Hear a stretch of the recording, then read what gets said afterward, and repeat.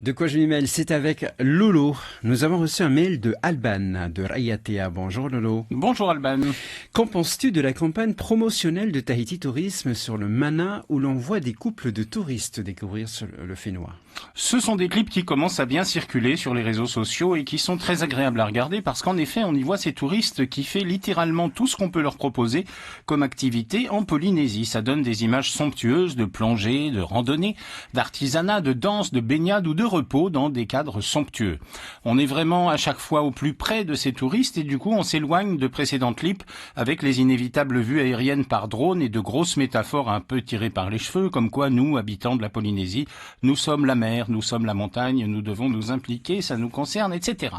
Là, on voit des sourires, des gens heureux d'être en vacances, appréciant leur découverte au cours de leur séjour. C'est festif, décontracté, et j'avoue qu'à la première vision, j'avais loupé le message. C'est un copain qui me dit « Mais Lolo, y a rien qui t'a choqué dans ce clip ?» Alors j'avais encore en tête les images de pirogues, de fonds marins, de nature luxuriante, et mon pote me dit « Mais c'est bizarre, ce couple, en fait, ils font jamais rien ensemble. » Et en effet, quand monsieur fait de la plongée, madame admire un panorama à couper le souffle depuis la montagne, aux positions symbolisant la profondeur et la hauteur, ou quand monsieur fait du quad et que madame est sur une pirogue, hop, autre antagonisme, la terre, la mer. Car le principe des deux clips que l'on peut voir sur le site de Tahiti Tourisme, c'est ça.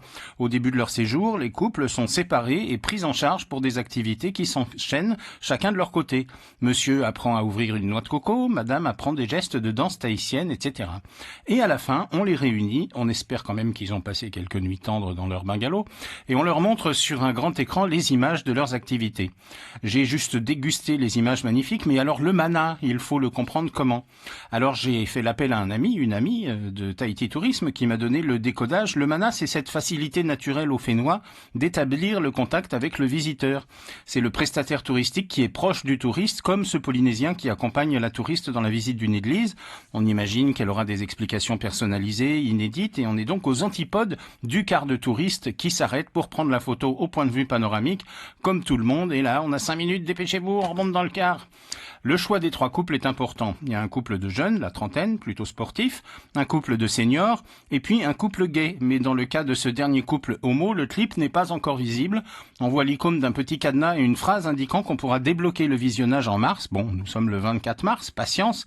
La campagne s'est faite en 3 étapes et la découverte du dernier clip est imminente. La stratégie de communication du Fénois devient cohérente avec ces clips. On se rapproche de campagne en campagne de cette notion du contact humain et du partage, et on s'éloigne de la carte postale du bungalow sur le lagon qu'on trouve dans d'autres destinations. Et puis on espère pour ces couples qu'ils se seront aussi convaincus l'un l'autre et qu'après avoir visualisé les expériences de leur chéri, ils feront de la plongée ou des randonnées ensemble. C'était De quoi je m'y mêle avec Lolo.